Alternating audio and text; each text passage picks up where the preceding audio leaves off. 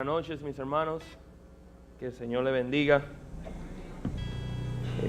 Vamos a aprovechar nuestra postura y vamos a venir delante del Señor en oración para encomendar ese tiempo de la predicación de su palabra. Así que oremos.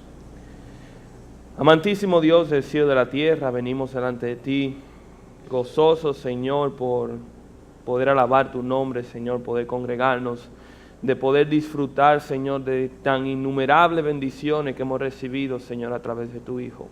Gracias, Señor, por la oportunidad que tú nos das en esta noche de poder abrir tu palabra y poder ser expuesta a las verdades, Señor, que están en ellas.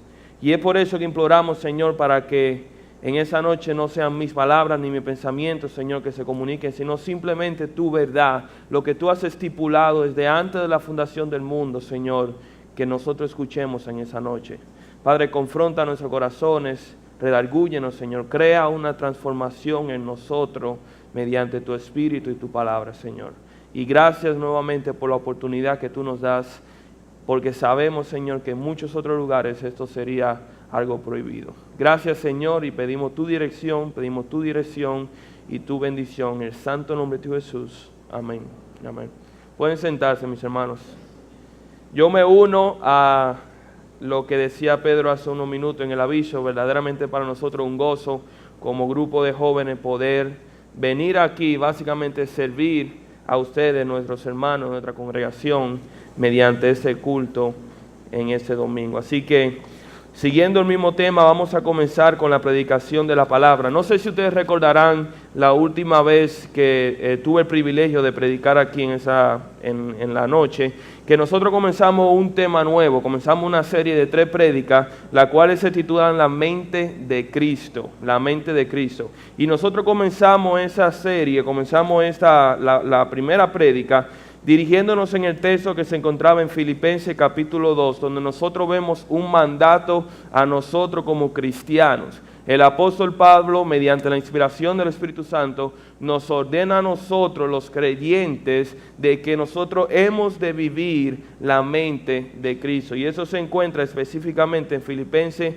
capítulo 2, versículo 5. Nosotros decíamos que la mente de Cristo no se hace referencia a lo que es el conocimiento de Cristo ni a un conjunto de información que pueden estar grabadas en su mente. Más bien lo que Pablo se hace referencia, y el Espíritu Santo mediante Pablo, es a que nosotros hemos imitar el carácter de Cristo, imitar la actitud de Cristo, imitar también la forma en la cual Cristo vivió aquí, de manera que nosotros también, como seguidores de Cristo, podamos también imitar la forma en la cual Él vivió.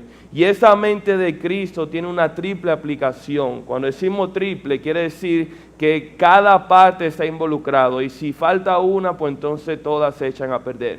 Y eso nosotros vemos estipulado en los versículos 2, en el versículo 3 y en el versículo 4. En el versículo 2 nosotros vemos acerca de la unidad. La mente de Cristo enfocada en la unidad del cuerpo de Cristo. Hoy esa noche vamos a ver en el versículo 3 lo que es la humildad, y en la próxima ocasión, Dios mediante, veremos lo que es la abnegación en el versículo 4. Así que sin mucha anticipación vamos a leer otra vez el pasaje en Filipenses capítulo 2, los versículos del 1 al 5. Filipenses capítulo 2, versículos del 1 al 5. Dice así: Por tanto, si hay alguna consolación en Cristo, si algún consuelo de amor, si alguna comunión del Espíritu, si algún afecto entrañable, si alguna misericordia, completad mi gozo, sintiendo lo mismo, teniendo el mismo amor, unánimes, sintiendo una misma cosa.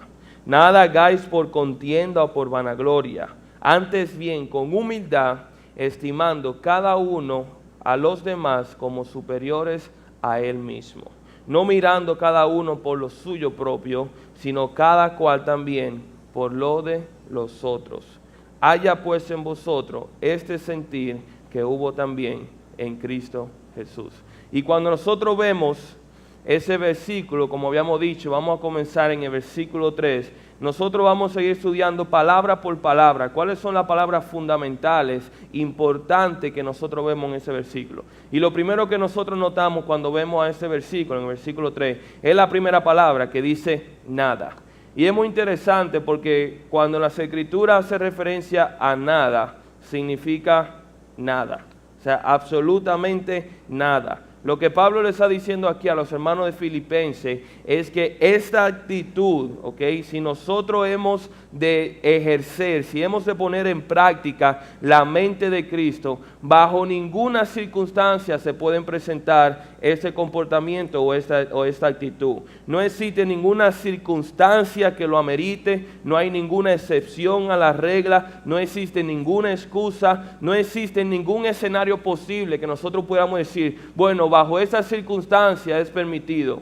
No, el apóstol Pablo es simplemente absoluto y redundante cuando dice nada y absolutamente nada. Pero ¿a qué se refiere Pablo cuando él dice nada? ¿A qué se refiere a que no puede haber cabida en la vida del cristiano cuando quiere ejercer la mente de Cristo? Y eso precisamente lo que viene diciendo más adelante. Dice, nada hagáis por contienda o por vanagloria. Esa palabra contienda que aparece es muy interesante porque a simple vista nosotros pudiéramos decir que contienda quiere decir pleito, quiere decir una riña o una lucha que una persona tiene con otra persona. Pero esa no es la idea que tiene el apóstol Pablo cuando habla acerca de esa contienda. La palabra contienda que aparece aquí es la palabra entia en griego, la cual significa ambición, significa buscar lo propio, significa egoísmo, significa rivalidad. Y la connotación que tiene esa palabra es de buscar, por así decirlo, seguidores a la persona de uno. Yo en mi persona buscar seguidores que se sumen a mi causa. Y lo más interesante de esa palabra es el contexto en el cual se usaba. Porque esa palabra, en el tiempo en que se escribió eso en el apóstol Pablo, esa palabra era muy asociado con lo que eran los políticos de aquel entonces. ¿Por qué? Porque esos políticos lo que hacían era que viajaban largas distancias, ellos ayudaban a la persona necesitada, ellos brindaban su apoyo solamente con el propósito de recibir su voto a cambio. O sea, la ayuda que ellos prestaban, por así decirlo, el servicio que ellos brindaban a la sociedad, era simplemente bajo el propósito de ellos recibir a cambio el voto de la población. Y yo no tengo que abundar mucho sobre eso, porque incluso en nuestra cultura nosotros también vemos ese ejemplo, de muchas veces cuando vemos identidades famosas que se prestan a lo que es la ayuda social, se prestan a lo que es ayudar al necesitado, solamente para poder exaltar su nombre, solamente para poder añadir más seguidores a su causa. Y eso es precisamente lo que está diciendo el apóstol Pablo cuando dice aquí, nada hagáis por contienda. En la vida cristiana, ¿ok?, no hay ningún lugar para lo que es el egocentrismo o la autopromoción. Cuando digo autopromoción, yo estoy usando una traducción literal. Voy a serles sincero que por mucho tiempo yo estuve buscando cuál sería la palabra más apropiada y no la encontré. La palabra más apropiada para los que conocen inglés sería self-promoting, una persona que se autopromueve, una persona que trata siempre de promocionarse, por así decirlo, a sí mismo. Y eso es lo que quiere decir el apóstol Pablo en ese versículo. Nada hagáis por contienda. Nada que nosotros hagamos sea con el propósito de nuestra exaltación. Nada que nosotros podamos hacer debe hacerse con el propósito de dirigir la atención a nosotros. Y lo que está diciendo aquí el apóstol Pablo es precisamente lo que está diciendo nuestro Señor Jesucristo en otro pasaje de la Escritura. Si ustedes miran, si quieren pueden ir allá, si no, no. En Mateo capítulo 23, versículos del 5 a 7, nosotros vemos cómo el Señor Jesucristo le reclama a los fariseos precisamente esta actitud que ellos tenían. Si ustedes recordarán, este pasaje se conoce muy bien como son los ayes de los fariseos, cuando el Señor Jesucristo comienza a recalcar y básicamente exponer al público cuáles son las faltas de los fariseos. Y esa que nosotros vemos en ese pasaje es una de las que el apóstol Pablo está mencionando aquí en Filipenses. Dice Mateo capítulo 25, de los versículos 5 al 7, dice así. Antes, hablando acerca de los fariseos, dice, hacen todas sus obras para ser vistos por los hombres, pues ensanchan sus filacterías y extienden los flecos de su manto, y aman los primeros asientos en la cena, y las primeras sillas en las sinagogas, y las salutaciones en la plaza, y que los hombres lo llamen Rabí, Rabí. ¿Qué es lo que está diciendo aquí nuestro Señor Jesucristo? Aquí está hablando, recuerden, acerca de los fariseos. ¿Y qué es lo que dice específicamente? Número 1, está diciendo que esos fariseos tenían como costumbre ensanchar o engrandecer o hacer bien notable lo que eran sus filacterías y sus flecos. ¿Y a qué se refiere con eso? Bueno, si ustedes ven en Deuteronomio capítulo 6, versículo 8, hay un versículo el cual dice que amarás al Señor Jehová con todo tu corazón, con toda tu fuerza y con toda tu alma. Ese versículo para el judío era, por así decirlo, el Juan 3:16 de nosotros que somos cristianos. O sea, ese era el principal versículo. Y en ese mismo pasaje el Señor le ordena a ellos que ellos debían tomar ese versículo, debían ponerlo en su frente, tenerlo presente siempre y tenerlo siempre cerca en sus manos. Bueno, los fariseos y muchos de los judíos de aquel entonces hacían esto literalmente. Ellos tenían una cajita donde ellos tenían ese versículo enrollado y lo ponían, gracias, tenían ese versículo enrollado y ellos andaban con esa cajita para arriba y para abajo, por así decirlo. Y ellos tenían un cinto donde ellos escribían esos versículos y agarraban ese cinto y se lo ponían en el brazo. Ahora, ¿qué era lo que ellos hacían? Porque eso era una costumbre un poco popular en aquel entonces. Lo que ellos hacían, que era lo que el Señor reclamaba, es que estos flecos y estas filacterías, ellos la engrandecían, ellos la hacían mucho más grande con el propósito de que fueran más notables. Que cuando la gente miraran a un fariseo y vieran lo grande de su filactería, que vieran lo grande de esa cajita y lo ancho de los cintos y también los flecos que salían de la cintura, lo largo que eran, ellos pudieran decir, wow, esta persona verdaderamente es una persona religiosa y consagrada al Señor. Pero sabemos que ese no era el propósito de esto.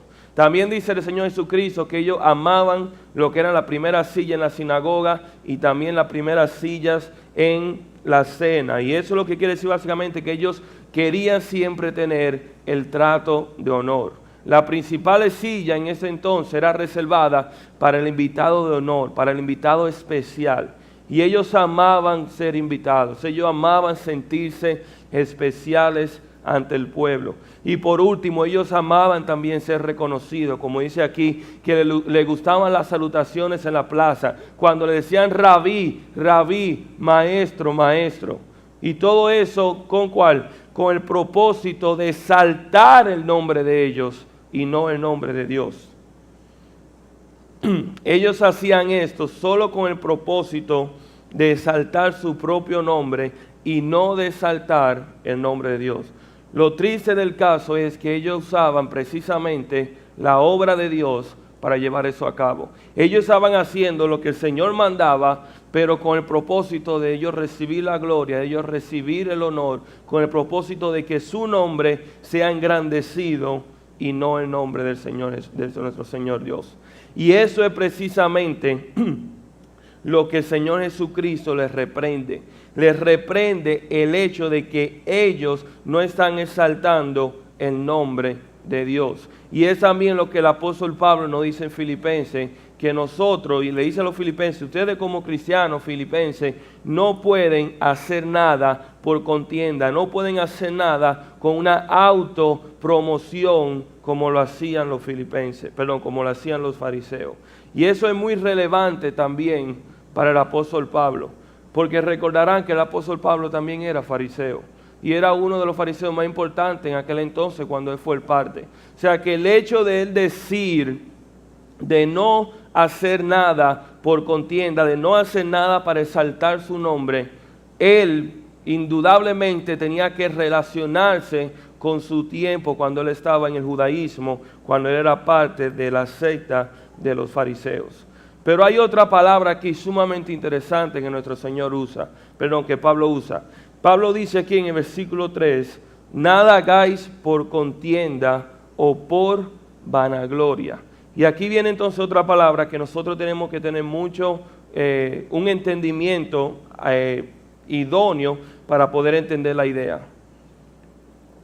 Aquí le está diciendo el apóstol Juan, nada hagáis por vanagloria. ¿Y qué es la palabra vanagloria? La palabra vanagloria es la palabra en griego kenodoxia. Y yo la menciono porque, número uno, es la única vez en todas las escrituras que esa palabra se menciona.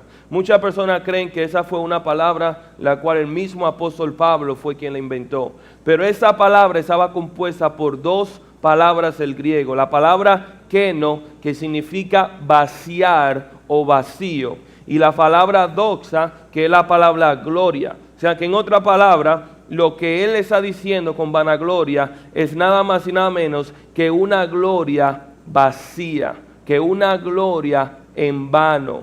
Aquí habla de una gloria, de un honor, de un reconocimiento que es vacío en calidad y que por ende no sirve. Y es algo muy interesante que el apóstol Pablo use esta palabra, porque la palabra vanagloria va de la mano con lo que nosotros veíamos hace un minuto acerca de la autoproclamación, acerca de la contienda. ¿Por qué? Déjeme explicarle. Esa palabra vanagloria, ¿ok? Podríamos decir que va de la mano con la palabra anterior, porque una persona que busca su propia exaltación lo hace mediante el reconocimiento de los hombres, ¿ok? Una persona que buscaba su autoexaltación lo hacía mediante el reconocimiento o la gloria de los hombres. O dicho de una forma más fácil, el fin, ¿ok?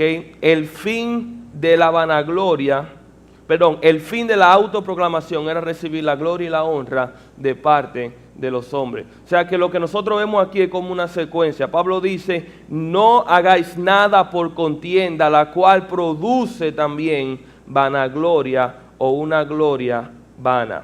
En otra palabra, aquella persona que actuaba para su propio propósito, lo hacía con el fin de recibir la gloria de los hombres. Pero Pablo aquí describe esa gloria y dice, haciendo referencia a esa gloria como algo vano, como algo inútil, hueco, fútil. Y es interesante que Pablo utilice esa palabra y yo le voy a explicar con una ilustración a lo que Pablo se está refiriendo. Imagínense en ese momento que yo le digo que yo, Eddie Jesús Ilandújar, voy a tomar todos mis ahorros, voy a tomar toda mi riqueza y todos mis recursos y voy a invertirlo en una distribuidora de VHS. Yo voy a poner en el país la distribuidora más grande de VHS que jamás se haya visto. Yo voy a importar todas las películas que hayan disponibles en VHS para traerla al país, para comenzar a distribuirlo a todo el público en general. Y yo estoy seguro que si yo le digo eso, muchos de ustedes van a decir, esa es una mala idea. Yo pienso que esa no es una buena idea. ¿Por qué? Porque el VHS ya es un formato irrelevante de este siglo que ha sido desplazado. Hoy en día tenemos DVD, tenemos Blu-ray, tenemos formato digital. Tú puedes entrar en la computadora, en Netflix, tú puedes buscar la película que tú quieras con una calidad mucho mayor, con una calidad de audio mucho mayor que un VHS. Por así decirlo, ya el VHS ha quedado obsoleto en nuestra época. Sin embargo, si yo vengo y te digo que yo voy a hacer esta inversión, ustedes pudieran decir que esa inversión que yo estoy haciendo es una vana inversión, es una inversión inútil. Pues déjeme decirlo que ese es el caso. De igual forma es el hombre que invierte su tiempo, que invierte su dinero y invierte sus recursos en recibir la gloria de los hombres. Él está invirtiendo en un negocio obsoleto, en un negocio que lo único que le va a traer son pérdidas y pérdidas sobre pérdidas. De hecho, mira lo que dice el apóstol Pedro en 1 de Pedro capítulo 1 versículo 24. Dice así, porque toda carne es como hierba y toda la gloria del hombre como flor de la hierba. La hierba se seca y la flor se cae. Del momento que todos nosotros morimos, toda nuestra gloria se entierra con nosotros. Esto es lo que está diciendo aquí el apóstol Pedro. O sea que es algo vano, es algo inútil, es algo fútil el buscar la gloria de los hombres, buscar el reconocimiento de los hombres mediante la autoproclamación, como dice aquí el apóstol Pablo. En otra palabra, es claro y evidente lo que el apóstol Pablo le dice a los hermanos en Filipenses. Nada, y nuevamente, absolutamente nada hagamos por contienda, por autoproclamación, por ambiciones egoístas y por vanagloria. Pero no solamente eso, sino que Pablo les exhorta a los cristianos, les exhorta a los hermanos en Filipenses en una actitud que ellos sí deben hacer. Él les dice lo que no deben hacer, pero al mismo tiempo le dicen lo que sí deben hacer para poder desempeñar, para poder aplicar la mente de Cristo en sus vidas. Y eso es lo que dicen básicamente, es que ellos tienen que dejar que reine en sus vidas la humildad. Y lo dice en el resto del versículo 3, como nosotros habíamos visto. Dice Filipenses, versículo 3, nada hagáis por contienda o por vanagloria, antes bien con humildad, estimando cada uno a los demás como superiores a él mismo. ¿Qué es lo que está haciendo aquí el apóstol Pablo? Él está haciendo un contraste. Él dice, bajo ninguna circunstancia ustedes deben procurar eso. ¿El qué? Contienda y vanagloria. Pero en lo contrario, así como ustedes tienen que evitar eso, de la misma forma debemos procurar eso. ¿Qué es? La humildad. Y aquí el apóstol nos dice un poco acerca de la humildad. La palabra humildad que nosotros vemos aquí, la traducción literal del idioma griego significa humildad de mente. ¿Y qué quiere decir eso, humildad de mente? Bueno, la palabra humilde en el griego lo que quiere decir es hacer referencia de algo que está cerca del piso. O sea, cuando decimos que algo es humilde, es como que algo que está bien abajo en el piso, no muy por encima de él. Pero después hace referencia a la mente. ¿Y qué se dice con la mente? Está haciendo referencia a lo que uno piensa de sí mismo.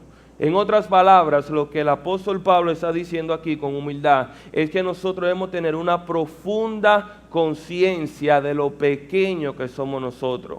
Una profunda conciencia de lo insignificante que somos nosotros en esta tierra. Siempre pensar, y hace una aclaración, siempre pensar que la otra persona es más importante que nosotros. Y esto es algo que nosotros vemos a través de la Escritura, lo que es el tema de la humildad.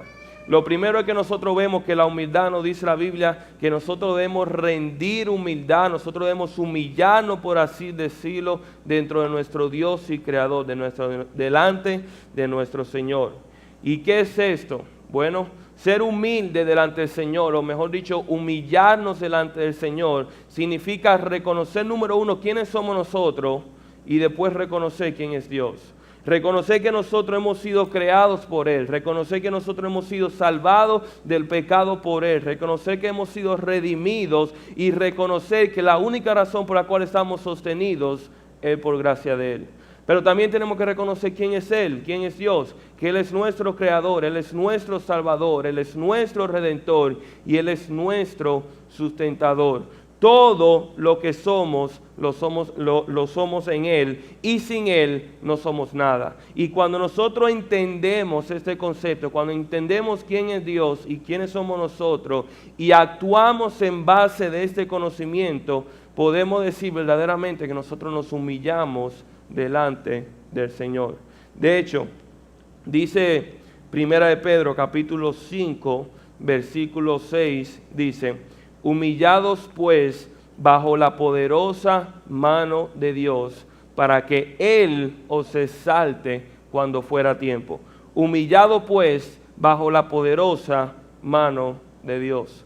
Pero no solamente eso nos instruye a nosotros a humillarnos ante nuestro Señor, sino que aquí en Filipenses, el apóstol Pablo dice a los filipenses que también ellos deben humillarse ante sus propios hermanos, que también ellos deben ser humildes. Y dice aquí en el versículo 3, la segunda parte, dice: con humildad, estimando cada uno a los demás como superiores a él mismo. ¿Y qué quiere decir con eso? La palabra estimar significa suponer, significa considerar. Y la palabra superior, obviamente, quiere decir por encima o mayor.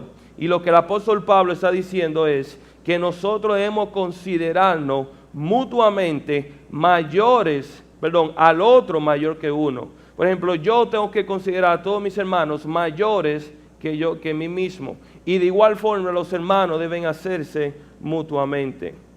Y es muchas veces inevitable pensar como que, bueno, si yo soy humilde, eso pudiera ser una señal de debilidad. Pero no es cierto. La debilidad no tiene nada que ver con la humildad. Y el mejor ejemplo, nosotros lo vimos hace unos minutos, cuando leímos la porción de la lectura de la palabra de Dios. Nosotros vemos en ese pasaje que leímos, cuando el Señor está en el monte de Getsemaní, que viene los guardias del templo, por así decirlo, vienen a apresar a nuestro Señor Jesucristo. Y al ver esa conmoción y ver cómo la persona, por así decirlo, vienen a apresar a Jesucristo, Pedro, en su actitud y en su carácter, sale a la defensa de Jesucristo y viene y le corta la oreja a uno de los soldados. ¿Y cuál fue la respuesta de Jesús ante Pedro?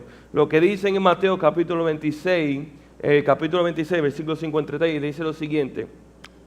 Respuesta respondiendo Jesús: ¿acaso piensas que no puedo ahora orar a mi Padre y que Él no me daría más de 12 legiones de ángeles? O sea, ¿qué quiere decir el Señor Jesús con esto? Pedro, a mí no me están apresando, yo me estoy dejando apresar. El hecho que yo me estoy dejando apresar no quiere decir que yo no pueda defenderme. Si yo quisiera defenderme, yo pudiera llamar a docenas de legiones de ángeles para que vengan en mi ayuda. Pero ese no es el propósito de todo esto. De hecho, si nosotros quisiéramos decir, en vez de una señal de debilidad, la humildad es una señal de fortaleza. ¿Por qué? Porque es la capacidad de tú controlarte a ti mismo. Es la capacidad de tú renunciar incluso a tu privilegio, incluso a tu derecho, para llevar a cabo lo que el Señor ha puesto delante de nosotros. Y eso fue precisamente lo que hizo nuestro Señor Jesucristo en el jardín de Getsemaní. Otro ejemplo que nosotros vemos también es en la misma epístola de Filipenses. Cuando Pablo comienza la epístola en el capítulo 1, versículo 1, miren la forma interesante en que Pablo se dirige a los filipenses. Dice en el versículo 1, capítulo 1, dice: Pablo y Timoteo, siervos de Jesucristo, a todos los santos en Cristo Jesús que están en Filipo, con los obispos y los diáconos, gracia y paz a vosotros de Dios nuestro Padre y del Señor Jesucristo. Y aunque a simple vista nosotros podamos decir, bueno, es una salutación general, o sea, nosotros hemos visto algo parecido en el pasado. Sí y no. O sea, aunque sí es parecido a lo que nosotros hemos visto, es interesante los títulos que Pablo utiliza. Número uno, él no se presenta a sí mismo como un apóstol de Jesucristo, aunque esa es la costumbre en sus epístolas, que él comienza diciendo: yo, Pablo, apóstol de Jesucristo por voluntad de Dios, etcétera, etcétera. Pero aquí él simplemente decide representarse como un siervo de Cristo, simple y llanamente un siervo. Y la palabra siervo aquí en el griego es un esclavo, o sea, un esclavo voluntario de Cristo. Pero no se limita a decirlo, por ejemplo, bueno, si yo lo soy, todos somos siervos, lo cual es cierto. Pero cuando él hace referencia a los líderes de la iglesia de Filipenses, él se atribuye a ellos con su título, a los obispos y a los diáconos. O sea que Pablo, en su autoridad de proclamarse como apóstol, él comienza la carta de una forma muy humilde, diciendo: yo, Pablo, simplemente un siervo, un esclavo de nuestro Señor Jesucristo. Pero vamos a ir más allá de esto. Vamos a ver lo que es la máxima expresión de humildad que nosotros podemos contemplar en todas las Escrituras. Y esto está contemplado en los versículos siguientes. Los versículos que van desde el versículo 5 hasta el versículo 8 del capítulo 2 de Filipenses. Y vamos a leerlo para entender lo que el Señor, lo que Pablo nos está diciendo aquí en esos versículos. Dice en el versículo 5: haya pues en vosotros este sentir que hubo también en Cristo Jesús, el cual, siendo en forma de Dios, no estimó a ser igual a Dios como cosa que aferrarse, sino que se despojó a sí mismo, tomando forma de siervo, hecho semejante a los hombres.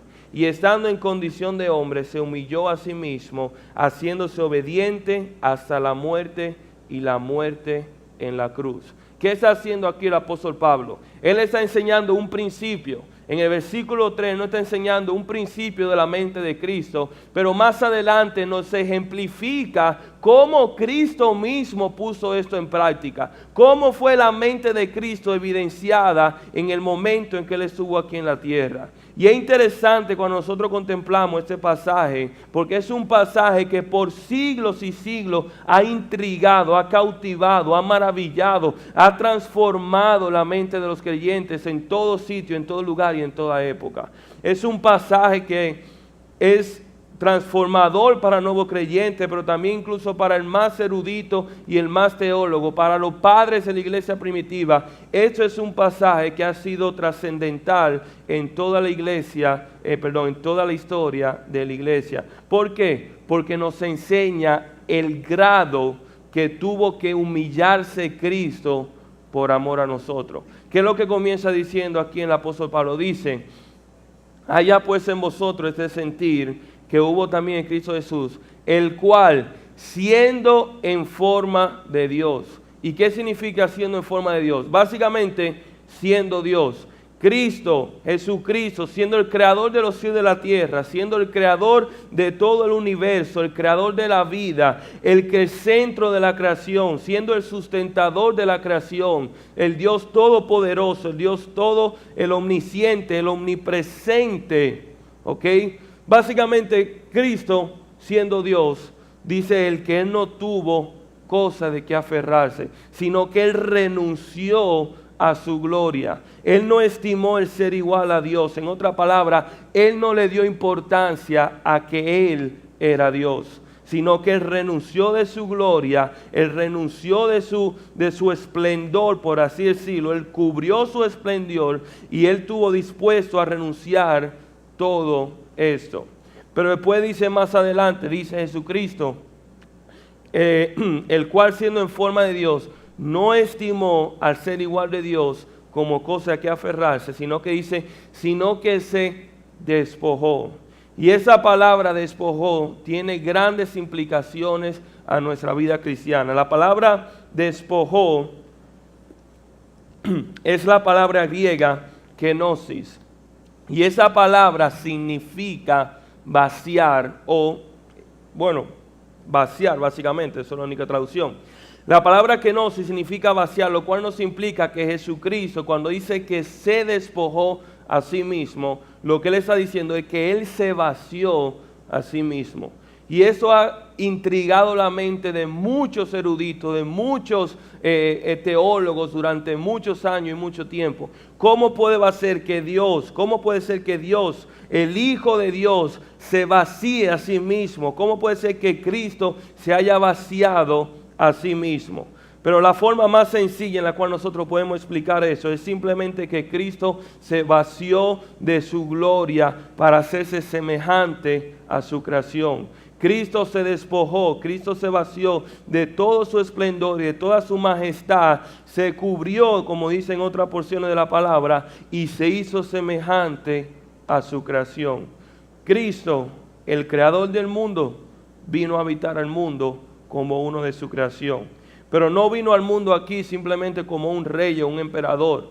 No vino aquí al mundo a habitar en palacio o en castillo, a recibir el honor y la honra de todos los seres humanos. No, sino que Él vino e incluso se humilló más, tomando forma de un siervo, tomando forma de un esclavo, tomando forma de un cualquiera, por así decirlo, de una sociedad, por así decirlo, marginada y poco pudiente. Ese fue Jesucristo que vino aquí a la tierra y se despojó, se vació de todo. Mis hermanos, yo quiero decirles en esta noche que no existe ni existirá otro mayor grado de humillación en toda la historia de la creación. No existe ni existirá, y nadie nunca ha estado tan alto y ha sido humillado tan bajo como nuestro Señor Jesucristo. La máxima expresión de humildad que nuestra mente puede conocer durante toda nuestra existencia se encuentra contemplado en estos dos versículos. Esa es la mayor demostración de humildad que nosotros podemos encontrar en todas las Escrituras. Y de igual forma, tampoco nunca vamos a conocer ninguna otra expresión de exaltación como fue la del Señor Jesucristo. Y lean conmigo más adelante los versículos del 9 al 11. Miran cómo cambia la historia por completo. Dice aquí, versículo 9, por lo cual Dios también le exaltó hasta lo sumo y le dio un nombre que es sobre todo nombre, para que en él, en el nombre de Jesús, se doble toda rodilla de los que están en los cielos y en la tierra y debajo de la tierra, y toda lengua confiese que Jesucristo es el Señor, para gloria de Dios Padre. Esa palabra que nosotros vemos en el versículo 9, cuando dice que Dios le exaltó, esa palabra aparece solamente una sola vez en las Escrituras y denota la máxima exaltación que una persona puede tener. En otra palabra, nuestro Señor Jesucristo sufrió la humillación más grande que hemos visto en toda la historia de la creación. Sin embargo, también recibió la exaltación más grande que hemos visto en toda la historia de la creación. Y mis hermanos, yo vengo aquí a decirles de que precisamente ese grado de humillación es que el Señor demanda de nosotros. Precisamente ese grado de humillación es que el Señor demanda de nosotros. Primera de Pedro, capítulo 5, versículo 6 dice, humillados pues bajo la poderosa mano de Dios, para que Él os exalte cuando fuere el tiempo. Si Jesús se humilló de tal forma, entonces yo tengo que hacerme la pregunta, ¿cuál es mi excusa? Si vemos aquí que el apóstol Pablo nos ordena a nosotros de vivir la mente de Cristo, de humillarnos con la forma en que Él se humilló, ¿cuál debería ser mi excusa en ese entonces? Y quiero concluir simplemente recordando lo que nos dice el apóstol Pablo aquí precisamente en el versículo 5. Después de haber contemplado toda esa imagen, el apóstol Pablo nos dice, haya pues en vosotros este sentir que hubo también en Cristo Jesús. Nosotros hemos visto en esa noche lo que es la segunda aplicación de la mente de Cristo, la cual es la humildad, nuestra humildad. Que nosotros no podemos darle cabida, bajo ninguna circunstancia podemos darnos el lujo de ser orgullosos, de autopromovernos a nosotros mismos. Que no podemos buscar la gloria de los hombres e invertir nuestra fuerza y energía en recibir una gloria que es vana. Pero en lo contrario, debemos procurar a toda cosa la humildad, imitando la humildad de nuestro propio Señor Jesucristo. Y que el Señor nos ayude a llevar a cabo esa tarea. Vamos a orar.